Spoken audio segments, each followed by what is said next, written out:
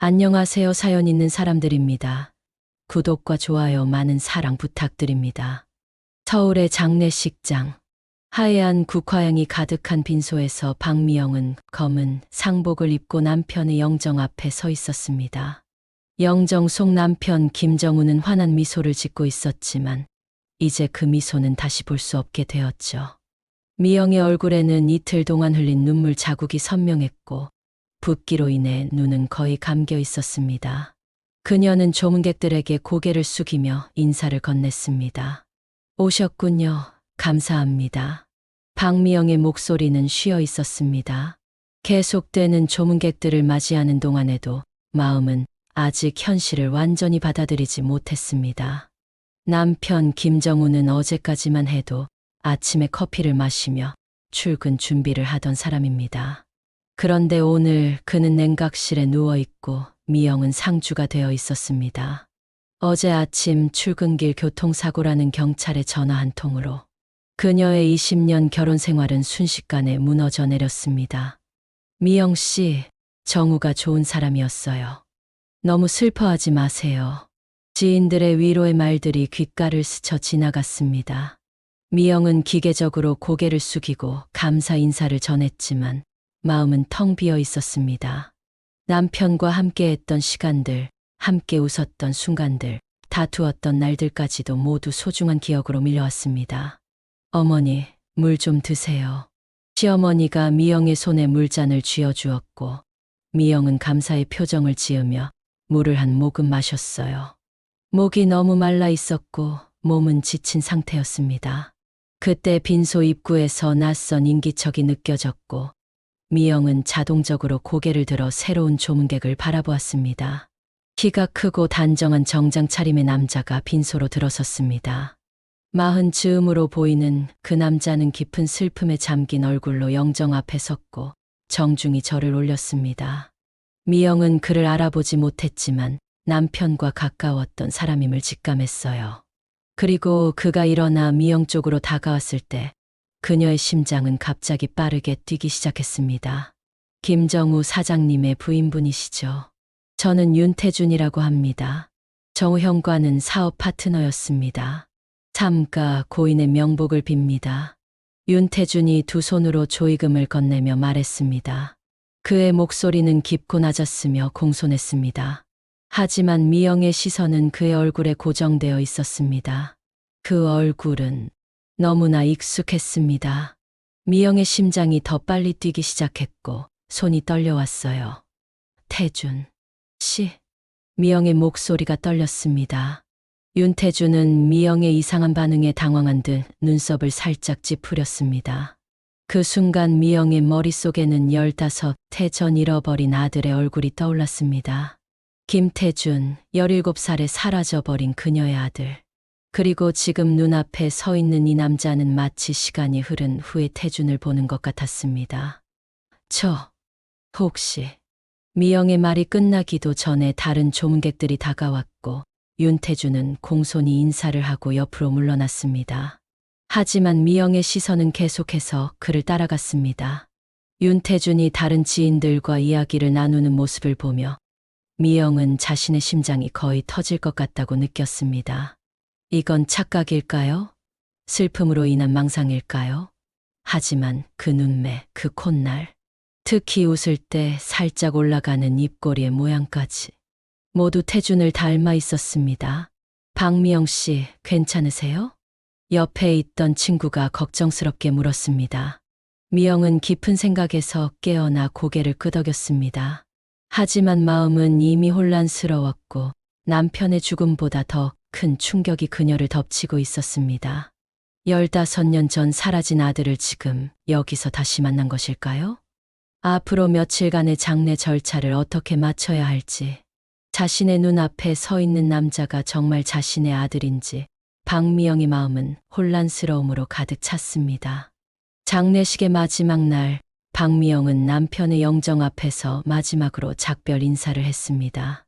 3일간의 장례 과정 동안 그녀는 거의 먹지도 자지도 못했지만 그것보다 더 그녀의 정신을 지배하는 것이 있었습니다. 바로 윤태준이라는 남자였죠. 그는 첫날 이후로 다시 모습을 보이지 않았지만 미영은 그가 사라진 아들 김태준일지도 모른다는 생각에 마음이 갈기갈기 찢어졌습니다. 미영은 친지들의 부축을 받으며 한 걸음 한 걸음 연구차를 향해 걸어갔습니다.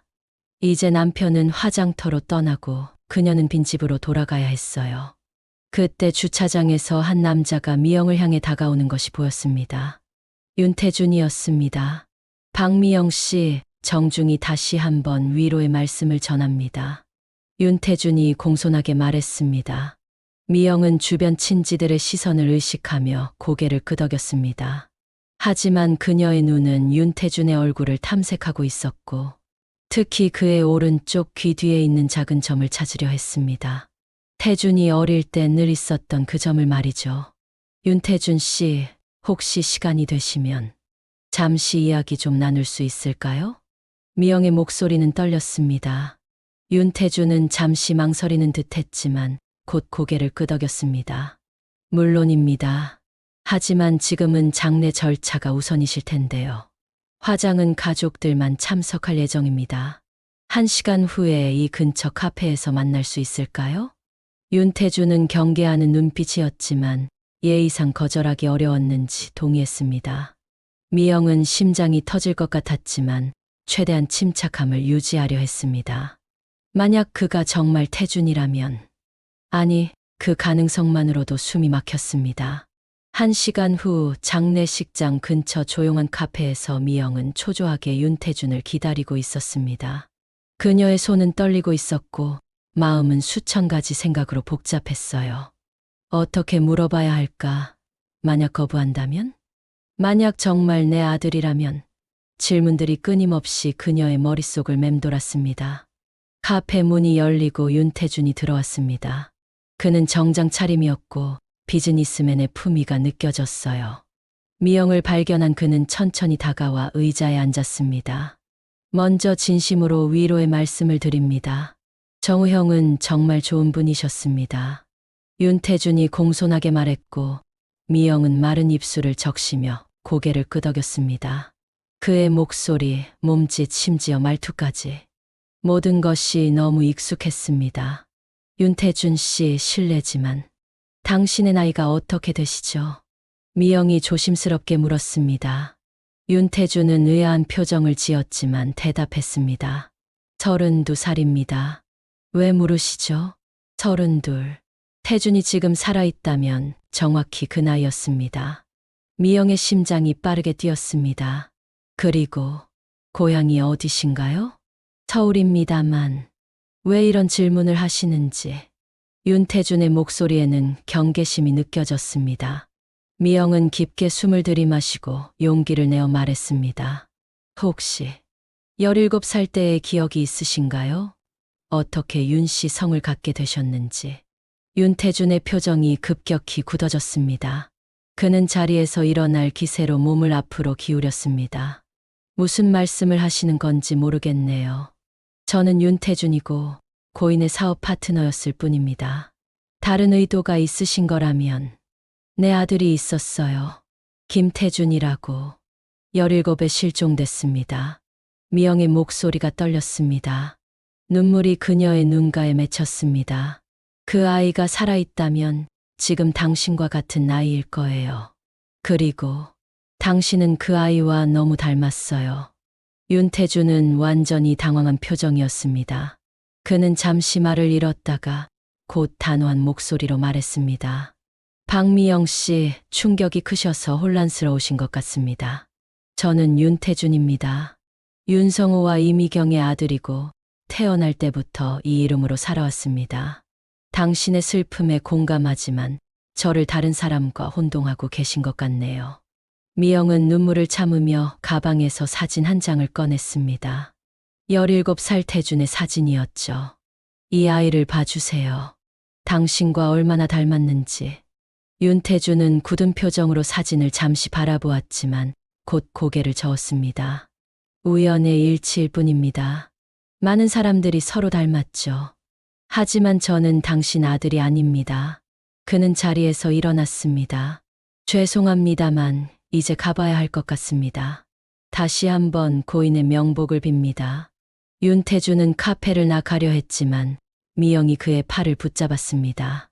만약 확신이 서신다면 DNA 검사를 해보는 건 어떨까요? 그저 제 망상을 확인하기 위해서라도. 윤태주는 차갑게 미영의 손을 떼어냈습니다. 그럴 필요 없습니다. 저는 당신 아들이 아닙니다.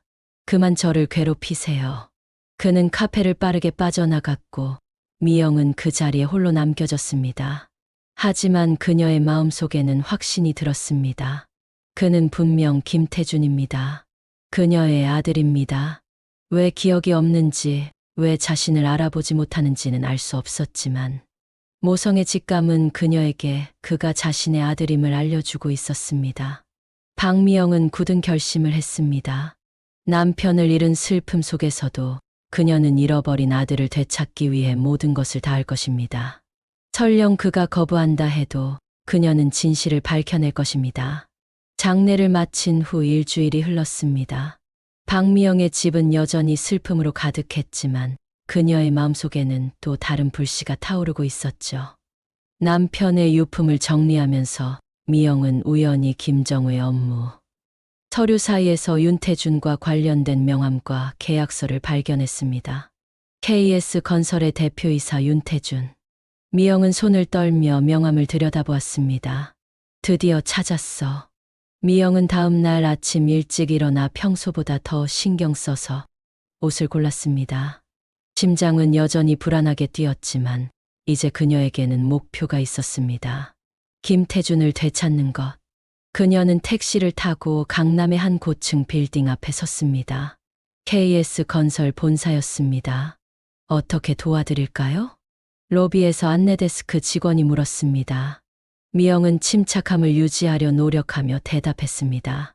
윤태준 대표님과 약속이 있습니다. 박미영이라고 전해주세요. 물론 약속은 없었습니다. 하지만 미영은 어떻게든 그를 만나야 했어요. 안내데스크 직원이 전화 통화를 한 후 의아한 표정으로 말했습니다. 죄송합니다만 대표님께선 오늘 약속이 없다고 하시는데요. 방금 전에 연락드렸는데, 제가 고인이 된 김정우 사장의 아내입니다. 남편의 사업 정리차 방문했습니다. 미영의 말에 직원의 표정이 달라졌습니다. 애도의 기색이 역력했죠. 잠시만 기다려 주시겠습니까? 다시 확인해 보겠습니다. 몇 분 후 비서로 보이는 여성이 미영을 맞이했습니다. 박미영님, 저를 따라오시겠습니까? 대표님께서 잠시 시간을 내주신다고 하십니다. 엘리베이터를 타고 28층으로 올라가는 동안 미영의 심장은 점점 더 빠르게 뛰었습니다. 마침내 그녀는 넓은 회의실로 안내되었고 그곳에는 윤태준이 서류를 검토하며 앉아 있었어요. 박미영 씨, 갑자기 찾아오셔서 놀랐습니다. 어떤 일로 오셨는지. 윤태준이 냉정한 표정으로 말했습니다. 미영은 그를 똑바로 바라보며 회의실의 의자에 앉았습니다. 남편의 유품을 정리하다가 KS건설과의 계약서를 발견했어요. 남편이 생전에 당신과 진행하던 프로젝트에 대해 알고 싶었습니다. 윤태준의 표정이 조금 누그러졌습니다. 네.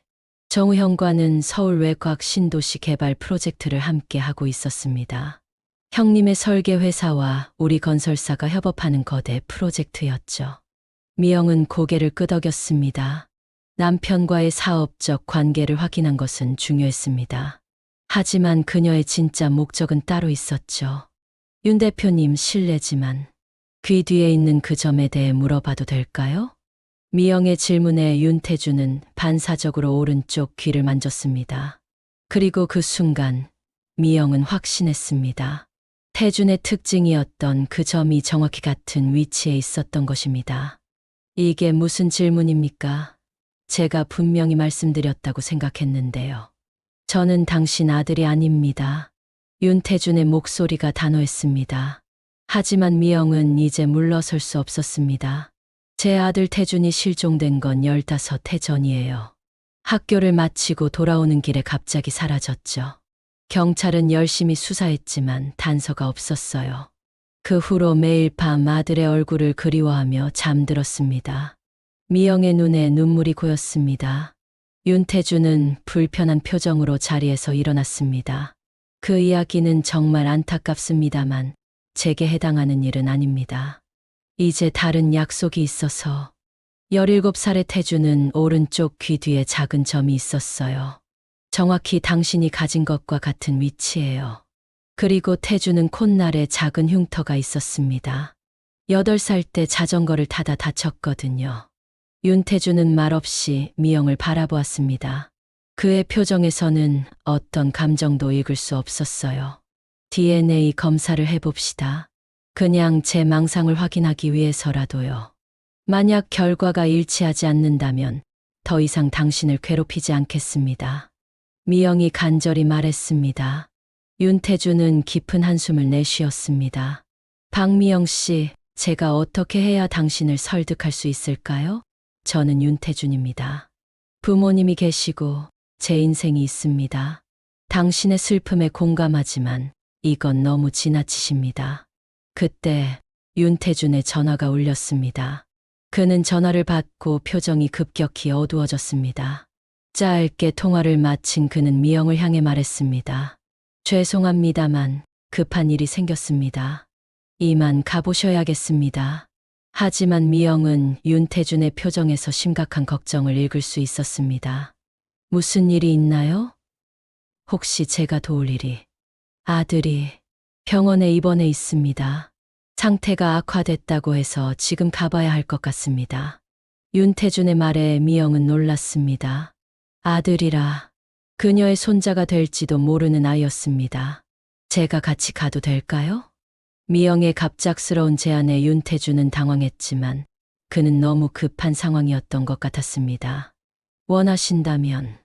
하지만 이건 가족 문제라서 저도 가족일지 모르잖아요. 미영이 조용히 말했습니다. 윤태준은 더 이상 논쟁할 시간이 없다는 듯이 고개를 끄덕였고 두 사람은 함께 회사를 나섰습니다. 차 안에서 윤태준은 침묵을 지켰고 미영도 말을 걸지 않았습니다. 그저 이 상황이 그녀를 한 걸음 더 진실에 가까워지게 해주기를 바랄 뿐이었습니다. 서울 시내의 대형 병원에 도착했을 때 윤태준은 서둘러 내려 응급실로 향했습니다. 미영도 그를 따라갔고 그들은 함께 병실 앞에 섰습니다. 미영의 마음은 복잡했습니다. 아픈 아이를 걱정하는 마음, 그 아이가 자신의 손자일지도 모른다는 생각, 그리고 윤태준이 정말 자신의 아들인지에 대한 확신, 모든 감정이 뒤섞였습니다. 병실 안으로 들어선 윤태준의 뒤를 박미영이 조심스럽게 따라갔습니다. 병실 침대에는 10살 정도로 보이는 소년이 누워 있었고 그의 피부는 창백했습니다. 침대 옆에는 젊은 여성이 불안한 표정으로 서 있었죠. 태준아, 의사 선생님 뭐라고 하셨어? 여성이 윤태준에게 다급하게 물었습니다. 그녀는 소년의 어머니이자 윤태준의 아내인 듯했어요. 유나의 상태가 악화됐대. 간 수치가 급격히 올라갔고 이식이 시급하다고. 윤태준의 목소리가 떨렸습니다. 그는 아들의 손을 꼭 잡았습니다. 미영은 조용히 뒤에 서서 그 모습을 지켜보았습니다. 눈앞의 소녀는 자신의 손자일지도 모른다는 생각에 가슴이 아팠습니다. 당신은 누구세요? 윤태준의 아내가 갑자기 미영을 발견하고 물었습니다. 윤태준이 잠시 망설이더니 대답했습니다. 김정우 사장님의 부인이셔. 회사에 오셨다가 함께 오게 됐어. 윤태준의 아내는 고개를 끄덕이며 인사했지만 그녀의 관심은 아들에게 완전히 집중되어 있었어요. 죄송합니다. 우리 아들이 간 질환으로 오래 투병 중이에요. 상태가 악화돼서. 아니에요. 제가 갑자기 따라와서 오히려 제가 죄송합니다. 미영이 조용히 대답했습니다. 그때 의사가 병실로 들어왔고 윤태준 부부는 의사와 대화하기 위해 밖으로 나갔습니다. 미영은 잠시 병실에 홀로 남겨졌고 침대에 누운 소년과 눈이 마주쳤습니다. 안녕, 할머니는 누구세요? 소년의 목소리는 약했지만 눈빛은 맑았습니다. 미영은 소년의 침대 옆에 조심스럽게 앉았습니다. 나는 그냥 지나가는 사람이야. 이름이 뭐니? 유나요. 10살이에요. 소년이 미소 지으며 대답했습니다. 그 미소가 어린 시절 태준의 미소와 너무 닮아 있어 미영의 가슴이 찡했습니다. 많이 아프니? 응, 간이 아파요. 의사 선생님이 세간이 필요하대요. 근데 찾기 어렵대요. 유나의 말에 미영의 마음이 무거워졌습니다. 이 아이는 간 이식이 필요했고 기증자를 찾기 어려운 상황이었습니다. 그때 윤태준과 그의 아내가 돌아왔고 두 사람의 표정은 더욱 어두워져 있었습니다. 박미영 씨, 죄송하지만 저희가 좀 바빠질 것 같습니다. 택시 불러드릴까요? 윤태준이 공손하게 말했지만 미영은 고개를 저었습니다. 의사 선생님과 이야기해 보셨나요? 상태가 심각한가요? 윤태준의 아내가 대답했습니다. 간 이식이 시급해요. 하지만 적합한 기증자를 찾기가 어렵습니다. 저와 태준이는 모두 적합하지 않다고. 그녀의 목소리가 흔들렸고 눈물이 고였습니다. 미영은 깊게 생각에 잠겼습니다. 만약 윤태준이 정말 자신의 아들이라면 자신은 유나의 할머니가 되는 것이고 혈연관계라면 기증 가능성이 있을지도 모릅니다. 제가 검사를 받아볼 수 있을까요? 혹시 제가 기증 가능할지도 모르잖아요. 미영의 갑작스러운 제안에 윤태준 부부는 놀란 표정이었습니다. 무슨 말씀이세요? 왜 당신이? 윤태준이 혼란스러운 표정으로 물었습니다. 미영은 깊은 숨을 들이마시고 결심한 듯 말했습니다. 윤 대표님, 제가 당신의 어머니라고 확신하는 이유가 있어요. 그리고 만약 그렇다면 저는 유나의 할머니가 되는 거죠. 검사를 받아보면 모든 게 분명해질 거예요. 윤태준의 아내는 놀라서 남편을 바라보았고 윤태준은 당혹스러운 표정이었습니다. 당신이 무슨 소리를 하는 건지. 세진아, 이분은 내가 그 전에 말했던 내 아들이 살아있다면 지금 32살이에요. 17에 사라졌죠. 당신의 나이, 얼굴 생김새, 그리고 특히 오른쪽 귀 뒤의 점까지. 모든 게 일치해요. 미영이 떨리는 목소리로 말했습니다. 병실은 갑자기 긴장감으로 가득 찼습니다. 윤태준의 아내 세진은 혼란스러운 표정으로 남편을 바라보았습니다. 태준아, 이게 무슨... 미영 씨, 이건 너무 지나치십니다. 저희 아들이 아프고 우리 가족이 힘든 상황에. 윤태준이 단호하게 말했지만 그의 목소리에는 미묘한 떨림이 있었습니다. 미영은 침착하게 대답했습니다. 당신의 가족을 돕고 싶어요. 그리고 동시에 진실도 알고 싶고요. DNA 검사를 통해 두 가지 모두 확인할 수 있잖아요. 만약 제가 적합한 기증자라면 유나를 도울 수 있어요. 세진이 갑자기 나서서 말했습니다. 태준아, 한번 검사해보는 건 어때? 유나를 위해서라도. 윤태준은 깊은 생각에 잠겼습니다. 그의 표정에는 혼란과 걱정, 그리고 미묘한 불안이 섞여 있었어요. 마침내 그는 천천히 고개를 끄덕였습니다. 유나를 위해서라면. 하지만 이건 오로지 의학적인 목적으로만 받아들이는 겁니다. 제가 당신 아들이라는 주장에 동의하는 건 아니에요. 미영은 안도의 한숨을 내쉬었습니다. 첫 발걸음을 내디딘 것입니다. 다음 날 그들은 모두 검사를 받기 위해 병원에 모였습니다. 혈액 검사와 조직 적합성 검사가 진행되었고 동시에 DNA 친자 확인 검사도 이루어졌습니다. 미영의 심장은 결과를 기다리는 동안 내내 불안하게 뛰었습니다. 검사 후 그들은 병원 카페에 앉아 어색한 침묵 속에 기다렸습니다. 윤태준은 불안한 듯 손가락으로 테이블을 두드렸고 세진은 걱정스러운 표정으로 남편을 바라보았습니다. 당신이 말씀하신 아들, 정확히 어떻게 실종된 거죠? 세진이 조심스럽게 물었습니다. 미영은 깊은 숨을 들이마시고 대답했습니다. 15해 전 태준이는 학교를 마치고 집에 돌아오는 길이었어요. 그날 이후로 아이를 본 사람이 없었죠.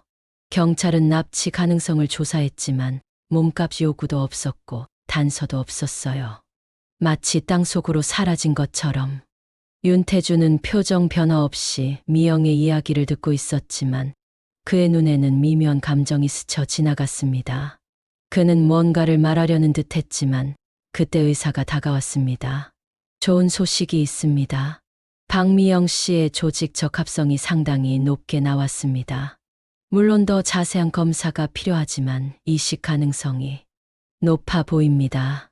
의사의 말에 세진의 얼굴에 희망이 번졌습니다. 윤태준도 놀란 표정이었습니다. DNA 결과는 언제 나오나요? 미영이 조심스럽게 물었습니다. 의사는 미소를 지었습니다. 그것도 곧 나올 겁니다. 하지만 조직 적합성이 이렇게 높게 나온 건 혈연 관계일 가능성이 높다는 의미이기도 합니다. 의사의 말에 윤태준의 얼굴이 굳었습니다. 이제 그는 피할 수 없는 진실과 마주하게 될지도 모릅니다. 병원 복도 끝에 있는 채광창으로 저녁 노을이 들어오고 있었습니다. 윤태준은 아들 윤아의 병실 앞 벤치에 혼자 앉아 깊은 생각에 잠겨 있었습니다. 조직 적합성 검사 결과가 나온 지 이틀이 지났고 DNA 결과도 곧 나올 예정이었습니다. 그의 마음은 혼란스러웠습니다. 만약 박미영이 정말 자신의 어머니라면, 그렇다면 자신의 인생은 무엇이었을까? 15해 동안 살아온 삶은 모두 거짓이었을까? 여보, 괜찮아요? 세진이 2잔의 커피를 들고 다가왔습니다. 그녀는 윤태준 옆에 앉아 한 잔을 건넸습니다.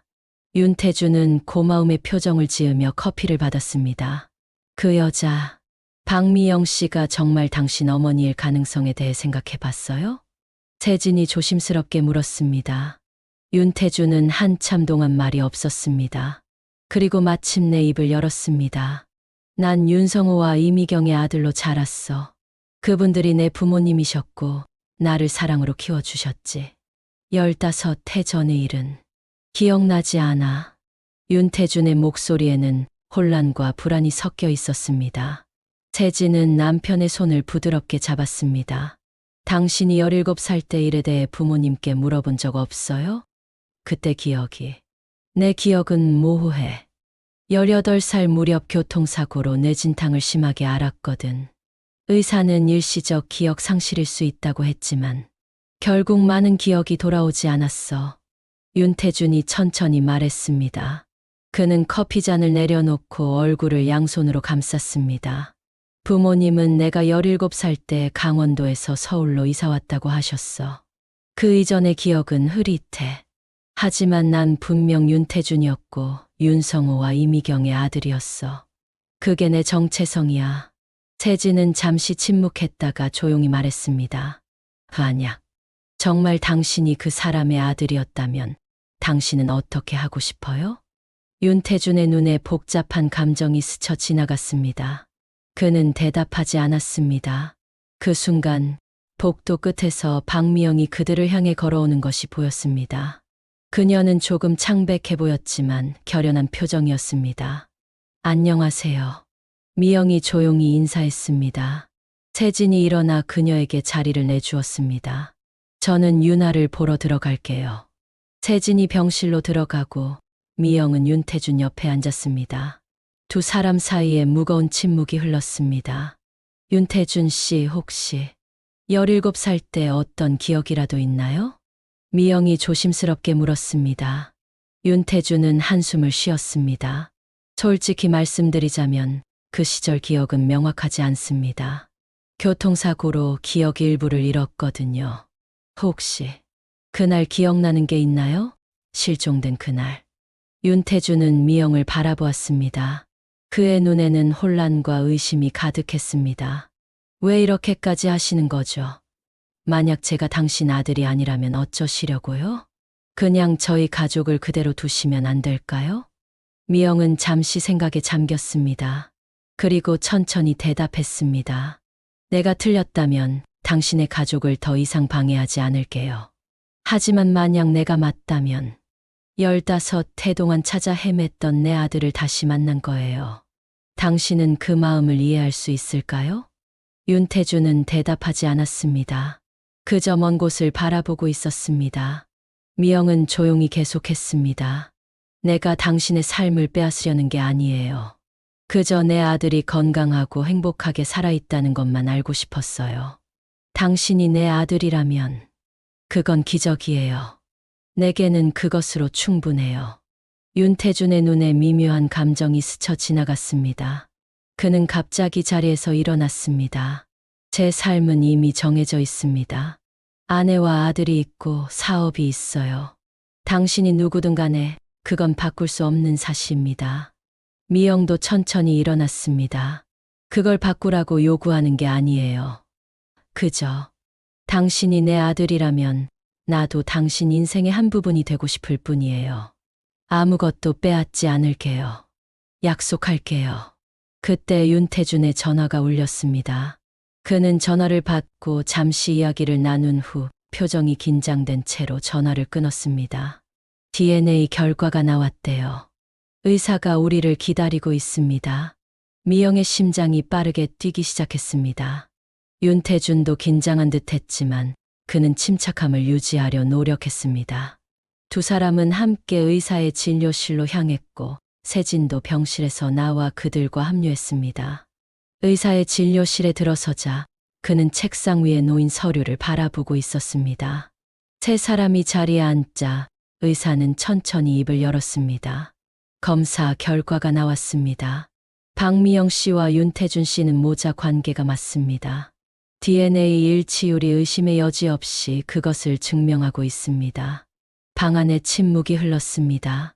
미영의 눈에는 눈물이 고였고 윤태준은 충격을 받은 듯 아무 말도 하지 못했습니다. 세진은 남편의 손을 꼭 잡았습니다. 그리고 조직 적합성 검사 결과도 확인했습니다. 박미영 씨는 유나에게 간 이식을 할 수 있는 적합한 기증자입니다. 의사의 말에 세진의 얼굴에 희망이 번졌습니다. 하지만 윤태준은 여전히 충격에서 벗어나지 못한 듯했습니다. 그는 자리에서 일어나 창가로 걸어갔습니다. 비건. 이해가 안 돼요. 내 부모님은, 내 기억은. 윤태준의 목소리가 떨렸습니다. 미영은 천천히 그에게 다가갔지만 직접적으로 접촉하지는 않았습니다. 윤태준 씨. 아니, 태준아. 내가 모든 것을 설명하려고 하지는 않을게. 내가 어떻게 윤태준이 되었는지, 15해 동안 어떤 일이 있었는지. 그건 천천히 알아가면 돼요. 지금은 유나가 중요해요. 윤태준은 천천히 고개를 끄덕였습니다. 그는 여전히 혼란스러워 보였지만 아들의 건강이 최우선이라는 생각에는 동의했습니다. 이식 수술은 언제 진행할 수 있나요? 세진이 의사에게 물었습니다. 의사는 달력을 확인하며 대답했습니다. 박미영 씨의 건강 상태를 고려해서 추가 검사 후 일주일 내로 진행할 수 있을 것 같습니다. 미영은 고개를 끄덕였습니다. 그녀는 단호한 표정이었습니다. 저는 준비되어 있어요. 유나를 위해 무엇이든 하겠습니다. 의사가 나간 후 세 사람은 다시 침묵에 잠겼습니다. 윤태준은 여전히 창밖을 바라보고 있었고 미영과 세진은 서로를 바라보았습니다. 고맙습니다. 정말로요. 세진이 진심을 담아 말했습니다. 미영은 부드럽게 미소 지었습니다. 유나는 내 손자예요. 당연한 일이죠. 그 말에 윤태준은 천천히 두 사람을 향해 돌아섰습니다. 그의 눈에는 복잡한 감정이 어려 있었습니다. 15해 동안의 삶이 한순간에 뒤바뀐 듯한 혼란, 자신이 누구인가에 대한 의문, 그리고 아들 유나에 대한 걱정까지 모든 감정이 뒤섞여 있었습니다. 그는 천천히 입을 열었습니다. 모든 것을 받아들이긴 어렵습니다. 하지만 유나를 위해서라면 함께 나아가 보겠습니다. 윤태준의 말에 미영의 눈에서 눈물이 흘러내렸습니다. 15해 동안의 기다림이 마침내 끝났습니다. 그녀의 아들은 살아있었고 이제 그녀는 다시 아들의 삶의 일부가 될 수 있게 되었습니다. DNA 검사 결과가 나온 후 일주일이 흘렀습니다. 박미영은 병원에서 추가 검사를 받았고 간 이식 수술 준비가 착착 진행되고 있었습니다. 하지만 그녀와 윤태준 사이의 관계는 여전히 어색했습니다. 태준은 자신이 김태준이라는 사실을 받아들이기 힘들어했고 미영은 그를 서두르지 않으려 노력했습니다. 초여름의 따뜻한 오후, 미영은 병원 정원 벤치에 앉아 있었습니다. 수술을 앞두고 병원에 입원한 상태였지만 담당 의사는 가끔 밖에 나가 신선한 공기를 마시는 것을 허락했습니다. 그녀는 햇빛을 느끼며 깊은 생각에 잠겼습니다. 남편 정우가 살아있었다면 얼마나 기뻐했을까요? 아들을 찾았다는 소식을 들었다면 얼마나 행복했을까요? 그녀는 남편의 부재가 더욱 크게 느껴졌습니다. 여기 계셨군요. 뒤에서 윤태준의 목소리가 들렸습니다. 미영은 고개를 돌려 그를 바라보았습니다. 태준은 정장 차림이었고 손에는 종이 가방을 들고 있었습니다. 앉아도 될까요? 미영은 고개를 끄덕였고 태준은 그녀 옆에 조심스럽게 앉았습니다. 두 사람 사이에 잠시 침묵이 흘렀습니다. 회사는 어떻게 돼가고 있어? 미영이 먼저 입을 열었습니다. 아직도 윤태준 씨라고 부르는 것이 자연스러웠지만 이제는 좀 더 편하게 대화하려 노력했습니다. 괜찮습니다. 부사장에게 많은 일을 맡겼어요. 지금은 윤아가 더 중요하니까요. 태준이 대답했습니다. 그는 손에 들고 있던 가방을 미영에게 건넸습니다. 이거 어제 세진이가 만든 음식입니다. 병원 음식만 드시니 힘드실 것 같아서요. 미영은 감동받은 표정으로 가방을 받았습니다. 안에는 정갈하게 담긴 반찬통들이 있었습니다. 고마워요. 세진 씨는 정말 따뜻한 사람이네요. 네, 그래요. 처음엔 혼란스러워했지만 이제는 당신이 윤아를 구해주실 거라는 사실에 감사하고 있어요. 미영은 미소 지었습니다. 세진이 자신을 받아들이려 노력하고 있다는 사실이 기뻤습니다. 하지만 태준의 표정에는 여전히 망설임이 있었습니다. 아직도 혼란스러우세요? 미영이 조심스럽게 물었습니다. 태준은 깊은 한숨을 내쉬었습니다. 솔직히 말하자면 네. 제 인생이 갑자기 뒤바뀐 것 같아요. 제가 누구인지, 제 과거는 무엇인지. 모든 것이 의문이에요. 미영은 태준을 이해한다는 눈빛으로 바라보았습니다. 억지로 나를 어머니라고 생각하지 않아도 돼요.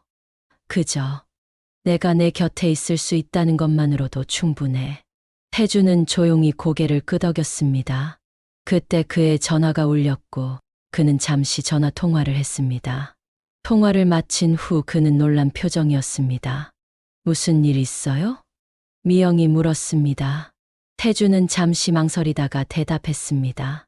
제 아니, 윤성호 씨가 갑자기 병원에 오셨대요. 세진이한테 연락이 왔어요. 미영의 가슴이 쿵쾅거렸습니다.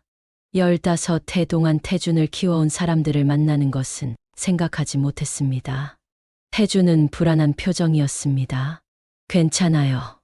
만약 불편하시다면 제가 먼저 가서. 아니에요. 함께 만나보죠. 언젠가는 마주해야 할 일이니까요.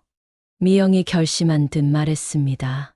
두 사람은 함께 병원 로비로 향했고 그곳에는 60이 넘어 보이는 노부부가 서 있었습니다.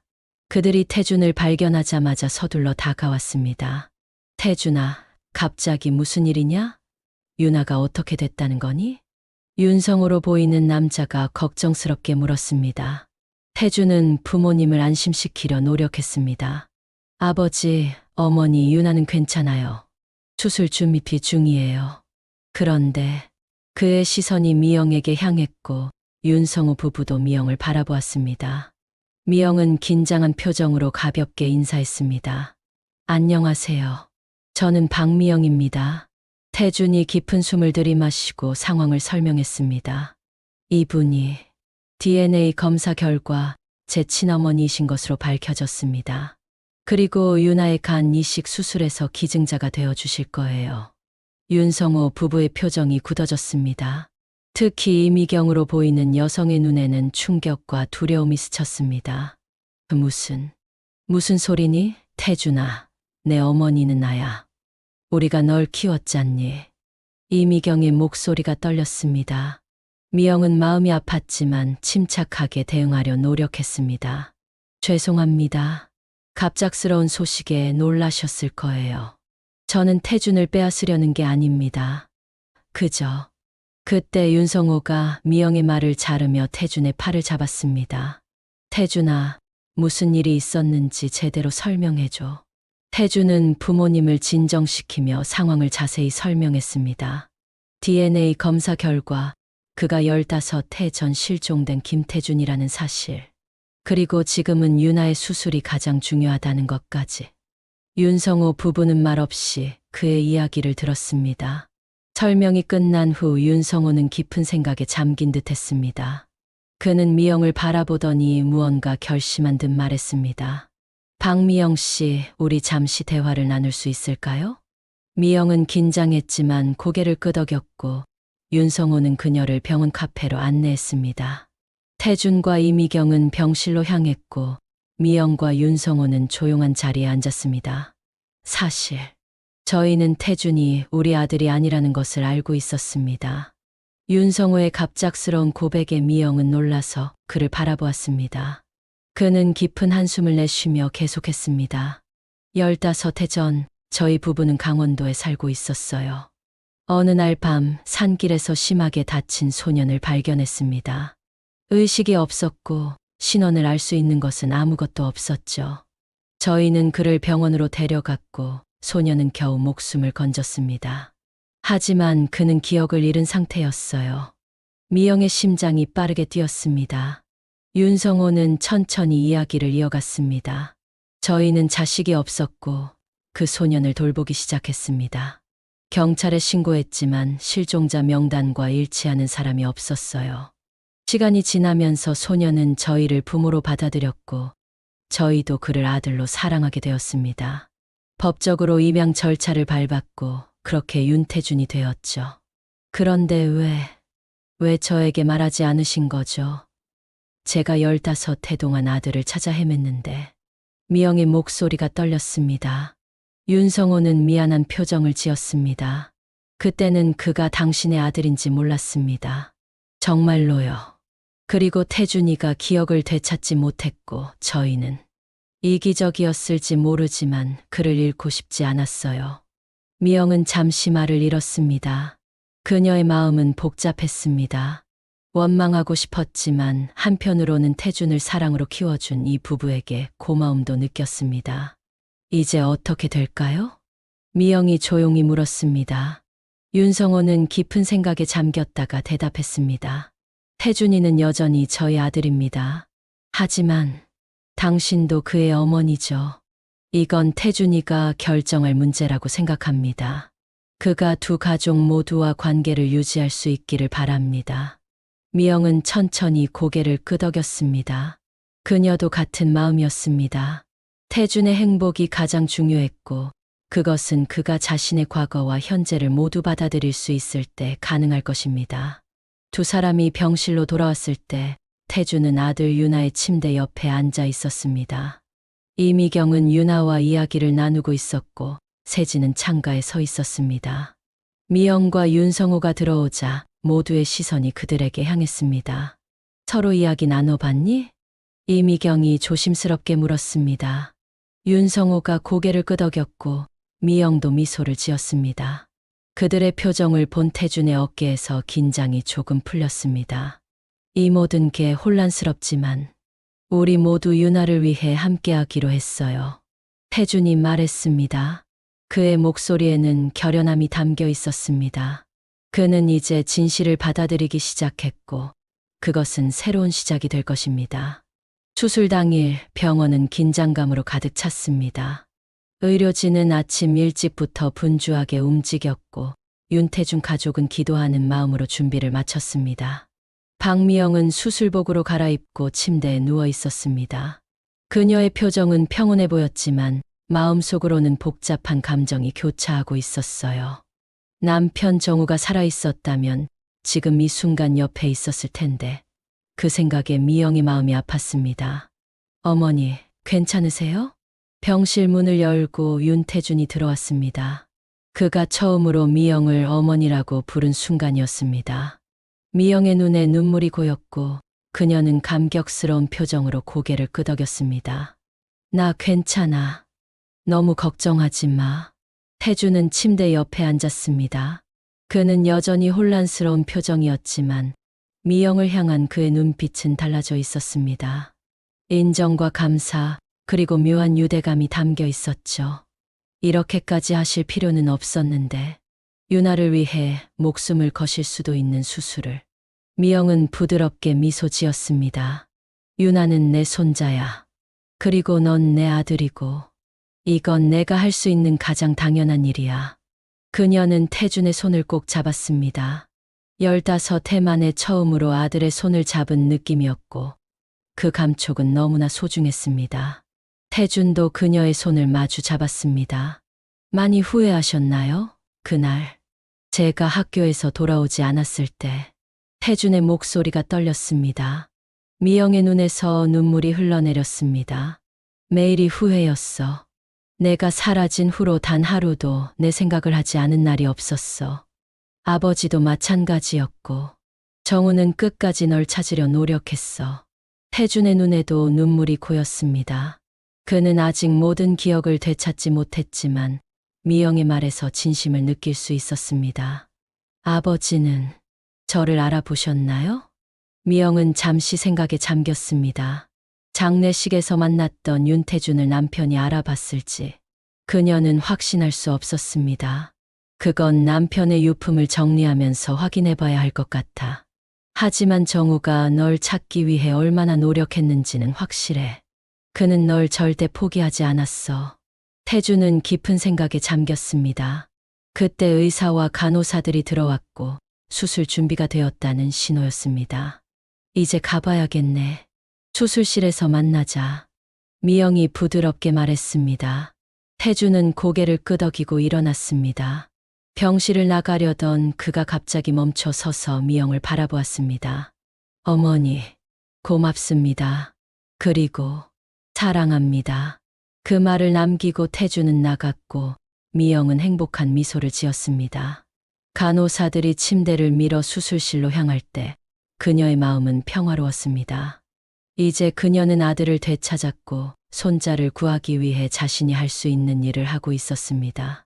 수술실 앞 대기실에는 태준, 세진 그리고 윤성호 부부가 초조하게 기다리고 있었습니다. 세진은 끊임없이 기도를 중얼거렸고 태준은 불안하게 복도를 왔다 갔다 했습니다. 이미경은 남편의 손을 꼭 잡고 있었습니다. 태준아, 앉아서 기다려.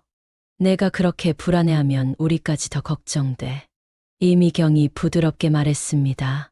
태준은 억지로 자리에 앉았지만 그의 다리는 계속해서 떨렸습니다. 그는 유나와 미영 모두가 무사히 수술을 마치기를 간절히 바랐습니다. 박미영 씨는 건강 상태가 어땠니? 윤성호가 물었습니다. 태준은 걱정스러운 표정으로 대답했습니다. 의사 선생님이 수술 후 합병증 위험이 있다고 했어요. 나이도 있으시고 최근에 스트레스를 많이 받으셔서. 하지만 어머니는 끝까지 하시겠다고 고집하셨죠. 세진이 태준의 손을 꼭 잡았습니다. 박미영 어머니는 강한 분이야. 분명 잘 이겨내실 거야. 유나도 그렇고. 세진의 말에 태준은 고마운 표정으로 고개를 끄덕였습니다. 세진이 미영을 어머니라고 부른 것은 처음이었습니다. 이것은 그녀가 상황을 받아들이기 시작했다는 신호였고 태준에게는 큰 위로가 되었습니다. 시간은 천천히 흘렀습니다. 1시간, 2시간. 수술은 예상보다 길어졌고 대기실의 긴장감은 점점 고조되었습니다. 마침내 3시간이 지난 후 수술실 문이 열리고 의사가 나왔습니다. 모두가 일제히 일어나 의사를 바라보았습니다. 유나의 수술은 성공적으로 끝났습니다. 세간이 잘 자리 잡고 있고 상태는 안정적입니다. 모두의 표정에 안도감이 번졌습니다. 세진은 감격에 겨워 눈물을 흘렸고 태준은 깊은 한숨을 내쉬었습니다. 그런데 박미영 씨는 의사의 표정이 다시 긴장됐습니다. 태준의 심장이 빠르게 뛰기 시작했습니다. 수술 중 합병증이 발생했습니다. 현재 중환자실로 옮겨 집중 치료 중이에요. 다음 24시간이 고비가 될 것 같습니다. 태준의 얼굴이 창백해졌습니다. 그는 방금 되찾은 어머니를 다시 잃을지도 모른다는 두려움에 사로잡혔습니다. 제가 볼 수 있을까요? 의사는 미안한 표정으로 고개를 저었습니다. 지금은 면회가 불가능합니다. 상태가 안정되면 알려드리겠습니다. 의사가 떠난 후 대기실은 무거운 침묵에 잠겼습니다. 태준은 벽에 기대어 천천히 바닥에 주저앉았습니다. 세진이 그의 옆에 앉아 어깨를 감쌌습니다. 태준아, 괜찮을 거야. 어머님은 정말 강한 분이시잖아. 윤성호 부부도 태준 앞에 무릎을 꿇고 앉았습니다. 세진 말이 맞아. 내 어머니는 15해 동안 널 찾아다닐 만큼 강인한 분이야. 이 정도 수술로 쓰러질 분이 아니야. 이미경의 위로에 태준의 눈에 눈물이 고였습니다. 그는 이제야 자신에게 두 가족이 있다는 것을 실감했고 그 사실이 그를 더욱 슬프게 했습니다. 한쪽은 자신을 낳아주셨지만 잃어버렸던 어머니, 다른 쪽은 자신을 키워주셨던 부모님. 모두 소중했고 모두를 사랑했습니다. 우리 함께 기도해요. 세진이 조용히 말했고 모두는 손을 잡고 미영의 회복을 위해 기도했습니다. 태준의 마음은 복잡했지만 한 가지 확실한 것은 그가 더 이상 혼자가 아니라는 사실이었습니다. 어머니, 제발 이겨내세요. 제가 당신을 이제 막 찾았는데 다시 잃을 수는 없어요. 태준의 마음속 기도가 중환자실에 누워있는 미영에게 전해지기를 바랄 뿐이었습니다. 병원의 시계는 천천히 흘러갔고 그들은 끝없는 기다림 속에 밤을 맞이했습니다. 서울대학병원 중환자실의 모니터에서 규칙적인 신호음이 울렸습니다. 박미영의 침대 옆에 윤태준이 지친 표정으로 앉아 있었습니다. 수술 후 3일이 지났고 미영은 여전히 의식을 완전히 되찾지 못한 상태였습니다. 의사들은 상태가 안정적으로 변하고 있다고 했지만 태준의 마음은 불안했습니다. 어머니, 이제 일어나셔야 해요. 유나가 어머니를 보고 싶어 해요. 태준이 미영의 손을 부드럽게 쥐며 말했습니다. 중환자실 특별면회 시간이 거의 끝나가고 있었지만 그는 떠나고 싶지 않았습니다. 병원 측은 특별히 미영과 태준의 상황을 고려해 면회 시간을 조금 더 허락해 주었습니다. 태준아, 시간이 다 됐어. 병실 문가에서 세진의 목소리가 들렸습니다. 그녀는 부드러운 표정으로 남편을 바라보았습니다. 태준은 한숨을 쉬며 일어났지만 바로 그때 그의 손에서 미묘한 움직임이 느껴졌습니다. 어머니? 태준의 시선이 미영의 얼굴로 향했습니다. 미영의 눈꺼풀이 조금씩 움직이더니 마침내 천천히 눈을 떴습니다.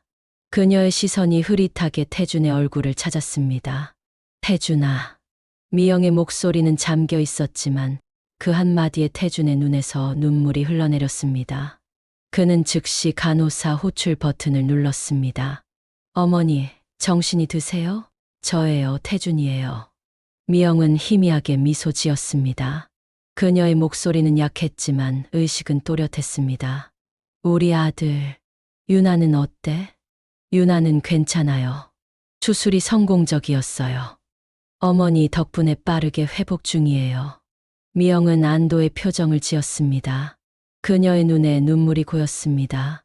정말 다행이다. 그 아이가 괜찮다니. 간호사와 의사가 서둘러 병실로 들어왔고 태준은 잠시 밖으로 나가달라는 요청을 받았습니다. 그는 병실을 나오면서도 마음은 여전히 어머니와 함께였습니다. 세진이 그를 꼭 안아주었습니다. 어머님이 깨어나셨구나. 정말 다행이야. 태준은 아내의 품에 안겨 조용히 눈물을 흘렸습니다. 그것은 기쁨의 눈물이자 지난 며칠간의 긴장감이 풀리며 나오는 감정의 분출이었습니다. 의사의 검진 결과 미영의 상태는 예상보다 좋았습니다. 그녀는 빠르게 회복되고 있었고 이틀 후에는 일반 병실로 옮겨질 수 있었습니다. 유나도 점점 좋아지고 있었고 의사들은 두 환자 모두 예후가 좋을 것이라고 말했습니다. 미영이 일반 병실로 옮겨진 날 병문안을 온 사람들로 병실은 북적였습니다. 태준과 세진, 유나 아직 완전히 회복되지 않았지만 휠체어를 타고 외출이 허락됐습니다. 그리고 윤성호 부부까지. 모두가 미영의 회복을 축하하며 모였습니다. 할머니, 저 때문에 많이 아프셨죠? 정말 죄송해요. 휠체어에 앉은 유나가 미영의 침대 옆에서 미안한 표정으로 말했습니다. 미영은 부드럽게 유나의 머리를 쓰다듬었습니다. 무슨 소리니? 할머니는 유나를 위해서라면 뭐든 할 수 있어. 우리 유나가 건강해지는 걸 보니 너무 행복하구나. 유나는 수줍게 미소 지었습니다. 그는 아직 상황을 완전히 이해하지는 못했지만 자신의 아버지에게 또 다른 어머니가 생겼다는 사실과 그 어머니가 자신을 살리기 위해 수술을 받았다는 것만은 알고 있었습니다. 이제 우리 가족이 더 커졌네요. 유나의 순진한 말에 병실에 있던 모두가 미소 지었습니다. 그 말이 현재 상황을 가장 잘 표현했을지도 모릅니다. 서로 다른 인연으로 시작했지만 이제 그들은 하나의 확장된 가족이 되어가고 있었습니다. 박미영 씨, 정말 감사합니다. 이미경이 진심 어린 목소리로 말했습니다. 그녀의 눈에는 감사와 미안함이 동시에 담겨 있었습니다. 아니에요. 오히려 제가 감사드려야 해요. 태준이를 그렇게 잘 키워주셔서. 두 어머니의 눈에 눈물이 고였습니다.